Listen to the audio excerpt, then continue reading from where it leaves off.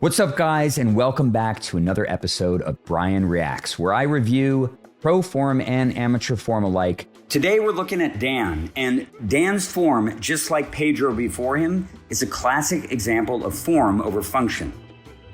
With that said, I'm going to jump right into the action. Again, if you like these videos, please leave some comments. I will respond and read everything. And if you haven't subscribed to the channel, please do that as well. What's up, Dan, all the way from Bristol, England? How are you doing, man? I come to you from a beautiful sunny day in Seattle. I should be outside throwing, but I've got a video recorded specifically for you. You sent me your form very recently. In fact, you were so kind as to produce 6 different videos of your form from every imaginable angle, which I have never received before, so thank you very much for that. It allowed me to look at your biomechanics in real, vivid detail, and I saw, just sort of as you labeled in your original email to me, I saw a lot of good. So I'm going to talk about that first, as I usually do. You are striding sideways very nicely. Your pesky back foot looks pretty tame to me, actually. It looks like it's nice and leveraged and lateral, and that allows you to avoid drifting way behind. It prevents you from turning backwards. It avoids so many of the mistakes that we see normally in amateur form. And you are getting down nicely on your heel. You are de-weighting and shifting very nicely as well. Your left arm in particular, this looks excellent. It's braced against your body in a very solid position. And your left leg comes through in a beautiful valettic counterweighting. So much of your mechanics look on point, and yet when the disc comes out, it's not going anywhere. There's no energy in it. It's just sort of luffing to the right and settling into the ground. Why is that? Why is it possible in this sport that you can produce what looks to be pretty immaculate pro mechanics, and yet the eventual result of those mechanics is something that's very unsatisfactory? Everyone wants to throw farther. Farther is fun in this sport. So how to achieve that? What are you missing? What is the critical missing piece of your biomechanics, which you were certain that was true? That's exactly what you said to me. I feel like something is missing. What you're missing is, quite simply, shoulder protraction. 2 words that have sat honestly in the background of not only my own biomechanics, but the mechanics of many, many, many other people, it turns out. And I owe this insight to a guy named Clint, AKA Blitz DG, who really figured a lot of this upper body stuff out, and he was able to communicate it in a way that made sense to my own brain and to the brains of many, many other people. So thank you so much for that, Clint. Shoulder protraction, let's talk about that. Your arm is a big, loose, elastic band in the swing when the sequence is done correctly. And you want to be able to fling this elastic band using the sequence that we all know. I'm doing it right now, and it's almost perfect. That's perfect. You can see how my right quad is whipping my arm through space. This thing needs to be this enigma of both elasticity and looseness and tremendous strength at the right time. In order to do that, it needs mechanical assistance. You need to be able to make the lever bigger, more whippy, not tight and pinched up against your body.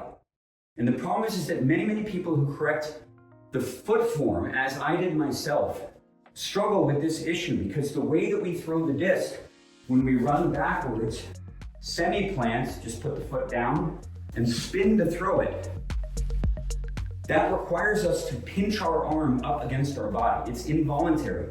And it's happening because your body is doing its level best to pull the disc through your body out to the release point. But you keep the disc in so close to your body that when it's time to actually throw, you're not strong against it. You backswing and you pull the disc in this weak position with the intention of being strong over here. This is protraction. It's moving the mass of the arm, keeping the shoulder down, keeping the arm out away from the body, where you suddenly have all of this space to both move the disc without having to pull it through your body, and you can direct the force perfectly into the hip point, right as the arm is extending. With bracing, shoulder protraction is the way to get there. And I'm going to show you 2 different drills right now to really start feeling this.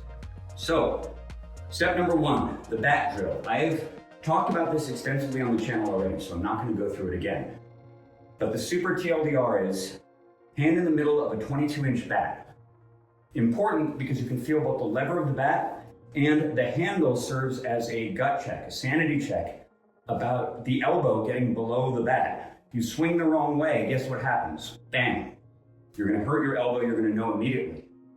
The other main advantage of this, and I'm going to get into the position for the drill. This is very familiar. It's essentially what you do when you're learning the method. All of my weight, 99% down through the heel of my right leg. Right leg, a little loaded, little elasticity, a little pop here. The rest of my weight is up on my toe, and I could just hang out here. And I've got my bat, and all I'm doing, keeping everything nice and loose, is while keeping all of my weight on my right leg, pushing into my right heel. Upper body is loose, just almost along for the ride. And when I do this correctly, particularly when I stabilize my trailing shoulder, the bat and my arm just whip out on their own, right into the bullet spot, right here, at roughly 11 o'clock. And the handle goes underneath my elbow because my trajectory is correct. So I'm going to show you something very informative and important. I'm going to slowly bring the bat back to my core, simulating how people's arms move when they're trying to throw the disc over their right shoulder. And you're going to instantly see it becomes impossible to throw the disc hard here. The only way to throw it hard is over here. So this is correct. Full shoulder protraction. Drawing my arm in. Look what's happening. This is close into my body, pulling my arm around my body. It is yanking me to the right because that's where the energy is. But when you're striding at the target, the energy is supposed to be directly in front of you. That's where the disc is supposed to go fast. The critical link between proper shoulder protraction and a powerful swing in the right spot. That is everything in the biomechanics. If you don't do that, you can run 1,000,000 miles an hour into the throw, brace perfectly, and hit the disc over here, at least energetically, but let it go here. Boink, no energy. Over here, going 65. That really is the difference. And I think you will throw instantaneously 60 plus as soon as you figure this out. You're gonna bomb the disc 400 feet and be like, oh my God, I was looking for that all the time. So I'm gonna show you the other drill that'll also help you get this feeling. And we're gonna do it with a more familiar implement. This is a 175 gram trespass, courtesy of the Method 2.0 shoot. I'm gonna hold the trespass like a fan, which means I'm gonna dangle 4 fingers under the rim, my thumb on the flight plate. My wrist is as loose as can be, letting it get its own little kind of slow whippy lever. Imagine if I'm fanning you. I'm doing this not with the wrist, I'm doing it with the shoulder. Flowy motion with the shoulder, like you're painting a fence. Paint the fence. And if I'm gonna be whipping this thing at all, I'm gonna be whipping it when I feel the leg and the lever of this loose whippy fan. I'm right here on my heel. And I'm first gonna start just shifting, keeping my arms stable on the left side, and feeling for the floaty lag of the disc as it comes down. And when it does, I'm just gonna gas it a bit with this, and then with the arm. If you were to look at this frame by frame, you would see this is going a second before this.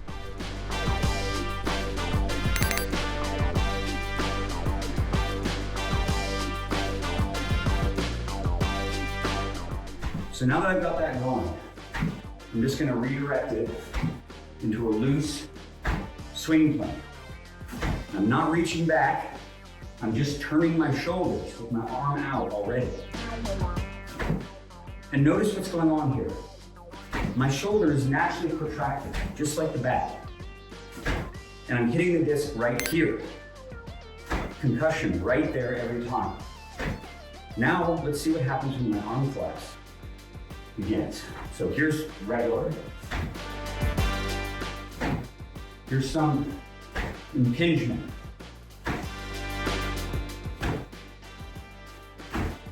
Notice something?